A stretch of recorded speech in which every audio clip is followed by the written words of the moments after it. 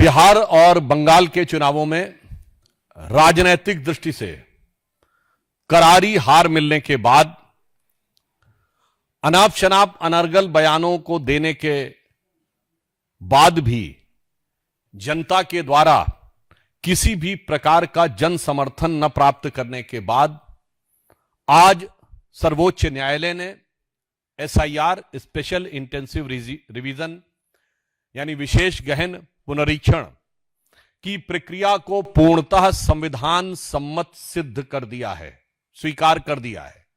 मुझे लगता है कि राजनीतिक पराजय के बाद और देश में अराजकता अव्यवस्था उत्पन्न करने की नैतिक पराजय के बाद अब यह विपक्ष और विशेषकर कांग्रेस पार्टी की संवैधानिक धरातल पर भी यह पराजय हुई है। अर्थात हम स्पष्ट रूप से कह सकते हैं कि लोकतंत्र की समस्त संस्थाओं को अपनी अकर्मण्यता को ढकने के लिए, अपनी राजनैतिक अक्षमता को ढकने के लिए आरोपित करने, लांछित करने के सभी कुप्रयास आज सर्वोच्च न्यायालय के धरातल पर निष्फल और निष्प्रभावी सिद्ध हुए हैं।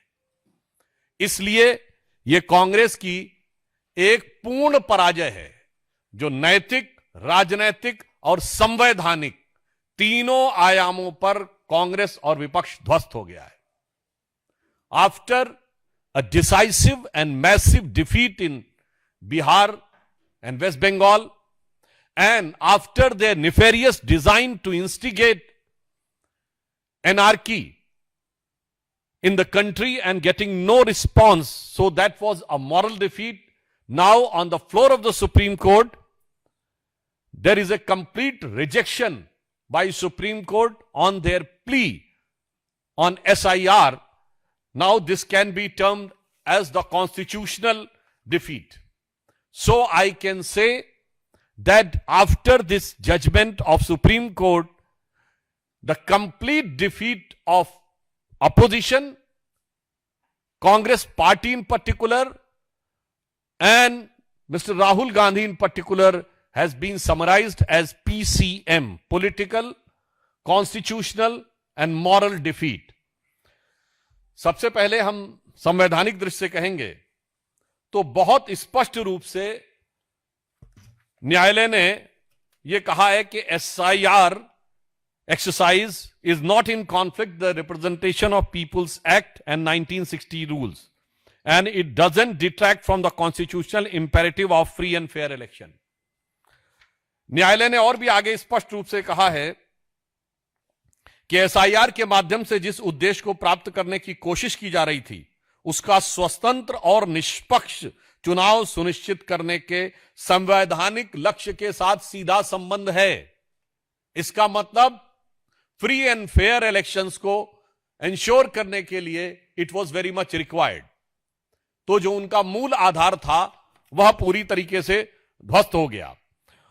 कोर्ट ने आगे यह भी कहा है कि चुनाव आयोग द्वारा दर्ज किए गए कारण जिनमें पिछले गहन पुनरीक्षण के बाद 4 दशकों से अधिक का समय बीता है, पिछले कुछ वर्षों में बड़े पैमानों पर नाम जोड़े गए और हटाए गए, जिसमें उन्होंने कहा कि अर्बनाइजेशन हुआ, शिफ्टिंग हुई, डुप्लीकेशन हुआ, लोगों का आना हुआ, परंतु उसके बाद भी यह प्रक्रिया अत्यंत आवश्यक थी।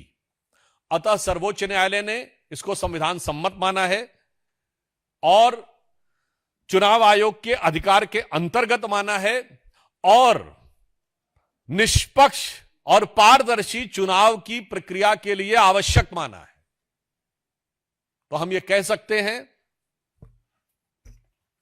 कि इंडी गठबंधन जो सनातन धर्म विध्वंसक और घुसपैठिया संरक्षक है,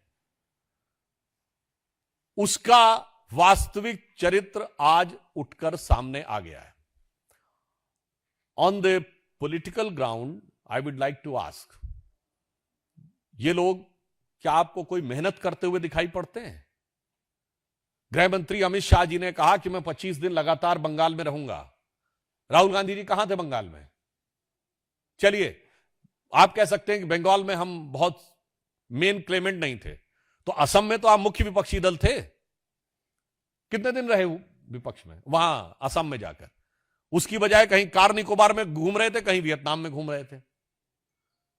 मैं पूछना चाहता हूं, यह बात नैतिक और राजनीतिक आधार पर हमारे सभी प्रमुख नेता, हमारे पूर्व राष्ट्रीय अध्यक्ष नड्डा जी, वर्तमान राष्ट्रीय अध्यक्ष नितिन नवीन जी, इसके अतिरिक्त अमित शाह जी, इसके अतिरिक्त रक्षा मंत्री राजनाथ सिंह जी, तमाम लोगों की आपने वो बैठकें देखी होंगी, वो सम्मेलन देखे होंगे, जो शक्ति केंद्र और बूथ लेवल कार्यकर्ताओं के कार्यक्रम आपने देखे, मंडल अध्यक्ष स्तर लोगों के कार्यक्रम देखे। कांग्रेस में कितनी बार आपने बूथ लेवल कार्यकर्ताओं के सम्मेलन देखे, कितनी बार मंडल अध्यक्ष के सम्मेलन देखे। अर्थात काम कुछ नहीं करना, चुनाव के समय भी मन लगाकर कोई काम नहीं करना, फिर बाहर से जाकर कुछ बातें अनाप शनाप बोल देना और फिर यह सोचना कि उनको चुनाव जीत लिया जाएगा। मुझे लगता है देश की जनता यह समझ रही है। और इसका एक और खतरनाक अर्थ भी है। यह विषय सिर्फ यह नहीं है कि एसआईआर पे आरोप निराधार सिद्ध हुआ, विषय उससे ज्यादा गंभीर है। आज विपक्षी दल और मुख्य विपक्षी दल, विशेषकर कांग्रेस पार्टी, उसका करार चीन में है, परिवार इटली में है, विचार का केंद्र इंग्लैंड में है, यूरोप में, और दुष्प्रचार का केंद्र अमेरिकी संस्थानों में है, और वोटरों के तार बांग्लादेश से जुड़े हैं। मैं पुनः यह कह रहा हूं, करार के तार चीन से जुड़े हैं, विचारों के तार यूरोप से जुड़े हैं, दुष्प्रचार के तार अमेरिका से जुड़े हैं, परिवार के तार इटली से जुड़े हैं, और वोटरों के तार बांग्लादेश से जुड़े हैं। मुझे लगता है अब उनका यह असली चरित्र का चोला उतर गया है और वह पूरा चरित्र जनता के सामने तार तार हो गया है। तो मैं सिर्फ अंत में कांग्रेस का जो दुष्प्रचार है, विशेषकर राहुल गांधी ने, आपको याद करिए, यह बिहार के चुनाव को लेकर था। बिहार के चुनाव में कितनी रैलियां की, कितनी बार उन्होंने विपक्षी दलों के लोगों को बुलाया। आपने स्टालिन को बिहार में बुलाया, जिनके लोगों ने बिहार के लोगों के बारे में क्या क्या नहीं बोला था। आपने उन रेवंत रेड्डी को बुलाया, जिन्होंने बिहार के डीएनए के बारे में क्या क्या नहीं बोला था, और उसके बाद हार का ठीकरा फोड़ दिया चुनाव आयोग पे। तो इसलिए मैं कांग्रेस पार्टी को और विशेषकर राहुल गांधी जी को कहना चाहूंगा, इस निर्णय के बाद उन्हें इंट्रोस्पेक्शन करना चाहिए और अपशब्दों की भाषा छोड़नी चाहिए। अपनी विदेश यात्राओं के भुगतान संतुलन में फंसकर जो मानसिक संतुलन खो बैठे हैं, उस संतुलन को पुनर्स्थापित करने का प्रयास करना चाहिए। तो मैं उनके लिए कहना चाहूंगा इस निर्णय के बाद कि वो पैरवी तो झूठ की करता चला गया, बस उसका चेहरा उतरता चला गया। वो पैरवी तो झूठ की करता चला गया, बस उसका चेहरा उतरता चला गया। रंगत समझ में आई मगर आई देर से, कच्चा था बहुत रंग उतरता चला गया। धन्यवाद। कुछ सवाल आपकी तरफ से होंगे?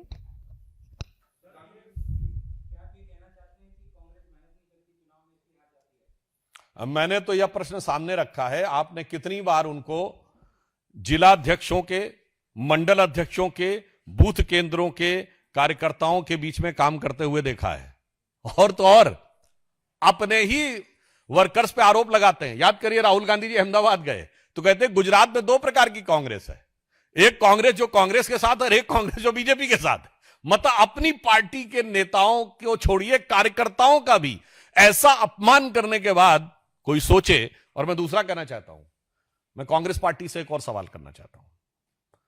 आप सिर्फ विपक्ष में नहीं है, आप कई राज्यों में सरकार में भी हैं, और 3 राज्यों में तो आपकी अपने दम पे सरकार है, हिमाचल, तेलंगाना और कर्नाटक।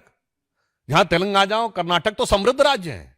आप मॉडल दीजिए ना, गवर्नेंस का मॉडल दीजिए। हम जब विपक्ष में थे तो प्रधानमंत्री श्री नरेंद्र मोदी जी ने गवर्नेंस का मॉडल दिया था।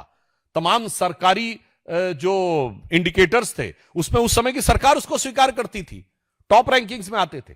कई प्रतिष्ठित पत्रिकाएं लगातार गुजरात को टॉप रैंकिंग स्टेट्स में देती थी। अब हमने मध्य प्रदेश में जो एग्रीकल्चर के प्रोड्यूस को फूड ग्रेन पूल्स में सबसे ऊपर तक पहुंचाया था। मध्य प्रदेश में ये लाडली लक्ष्मी योजना उसी जमाने में आई थी। शिवराज जी को मामू कहना उस जमाने में शुरू किया गया था। उत्तर प्रदेश में हमारी सरकार, इवन जब कल्याण सिंह जी की सरकार आई थी और राजनाथ सिंह जी मुख्यमंत्री थे, तब लॉ एंड ऑर्डर इतना मजबूत होता था। वो एक मॉडल था। तो मैं कह रहा हूं, आपका मॉडल क्या है? विपक्ष में कोई मॉडल यह है कि हर राज्य में दो धड़े हैं कांग्रेस में, और दुम धड़म धड़ैया रे, सबसे बड़े लड़ैया रे, कि पहले मुझे मिल जाए कि मुझे मिल जाए।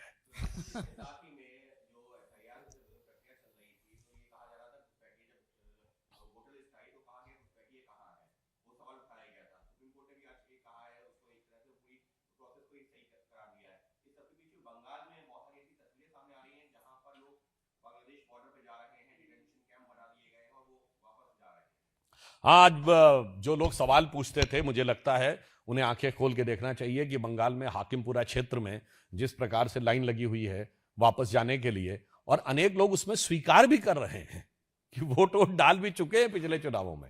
इससे पहले भी जब यह विषय आया था तो ऐसे लोग भी थे जिन्होंने ऑन कैमरा मतलब इस बात को स्वीकार किया कि 4-4 बार वोट डाल चुके हैं। तो मुझे लगता है कि ज्यादा वोट के लालच में और घुसपैठियों के लालच में कांग्रेस को नहीं पड़ना चाहिए था। एक पुरानी उर्दू की कहावत होती है, कम खाए गम खाए, ना हकीम का जाए ना हाकिम का जाए। हाकिम का मतलब आप समझते हैं, ऑफिसर, पुलिस वाला, और हकीम मतलब डॉक्टर।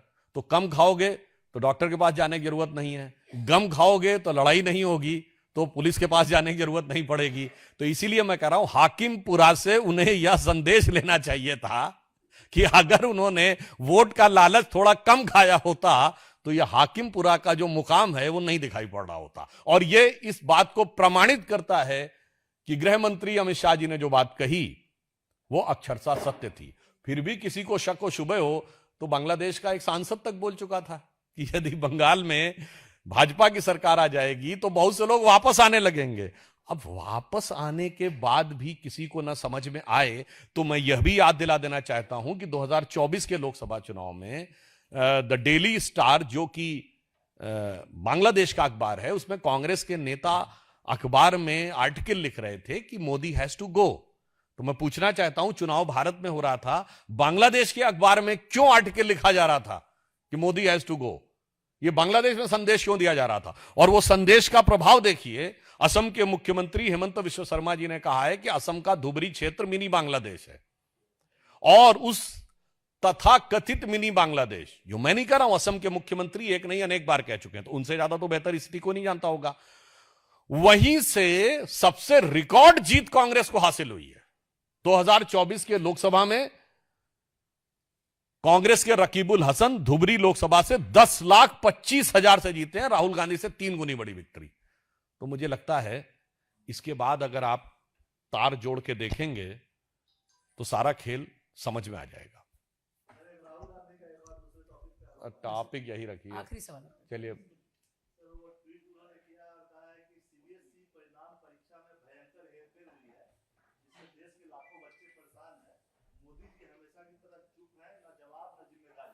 देखिए, अभी जो वो चुनाव में हेरफेर कर रहे थे उसके फेर में बुरी तरीके से पढ़कर वो बाहर नहीं निकल पा रहे हैं, इसलिए वो इस प्रकार का दुष्प्रचार करने का प्रयास करते हैं। और मैं कहना चाहता हूं, हमारी सरकार पूरी गंभीरता के साथ, पूरी सतर्कता के साथ, पूरी सजगता के साथ, पूरी संवेदनशीलता के साथ इस विषय पे काम कर रही है।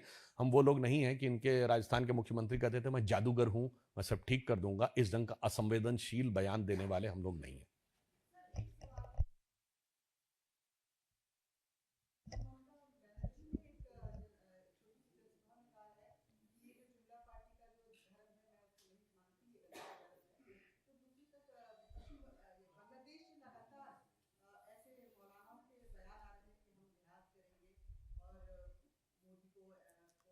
देखिए, एक कहावत होती है कि नया मुल्ला प्याज ज्यादा खाता है, मगर भारत की राजनीति में गैर मुल्ला ज्यादा चिल्लाता है। तो मौलाना उतना नहीं बोलते हैं जितने सेकुलर मौलाना बोलते हैं, और मजे की बात यह कि मुसलमान नहीं बोलते हैं जितना गैर कलमा पढ़े हुए मुसलमान जरूरत से ज्यादा बोलते हैं। तो इन सेकुलरों ने जो काम किया है, उन्होंने मुस्लिम समाज को ज्यादा बदनाम किया है। उन्होंने कभी अच्छे सच्चे राष्ट्रवादी मुस्लिमों के साथ मुस्लिम समाज को नहीं जोड़ा है, सिर्फ अपराधी और आतंकवादी मुसलमानों के साथ जोड़ा है। और ममता बनर्जी जी उसी जमात की एक प्रमुख नेता हैं जिन्होंने मुस्लिमों को इस मुकाम तक पहुंचाया है, और जिसे मैंने पार्लियामेंट में कई बार बोला है, दोबारा बोल देता हूं, जो कभी हुकूमत करते थे इस देश पे, वो आज इस मुसीबत में फंस गए हैं। तो उसका एक कारण यह भी है कि जो हुक्मराने वक्त थे वो आज मजलूम हो गए, क्योंकि सेक्युलरिज्म के जाल में ऐसे फंसे कि उल जलूल हो गए।